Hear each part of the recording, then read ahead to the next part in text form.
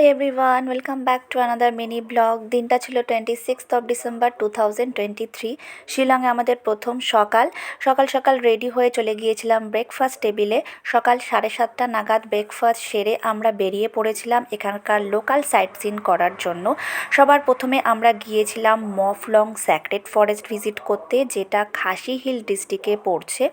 আর যাওয়ার পথে এখানকার সিনিক বিউটি আর মেঘের খেলাটা দারুণভাবে এনজয় করলাম।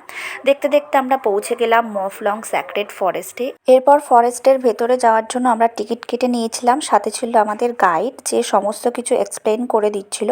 সেখান থেকে জানতে পারলাম এই জঙ্গলটা লর্ড লুবাসার আরাধনা স্থল। খাসি ট্রাইবরা গড লুবাসার আরাধনা এখানে করত। এখানে অনেক মনোলিথ দেখতে পেলাম, অনেক ধরনের গাছ, বিশেষ করে রুদ্রাক্ষ গাছ দেখলাম। আর এখানে একটা নিয়ম আছে যে এই বনের ভেতর থেকে কোনো কিছু, ইভেন একটা পাতাও বাইরে আনা যাবে না, আনলে কিন্তু ব্যাড লাক স্টার্ট হয়ে যায়।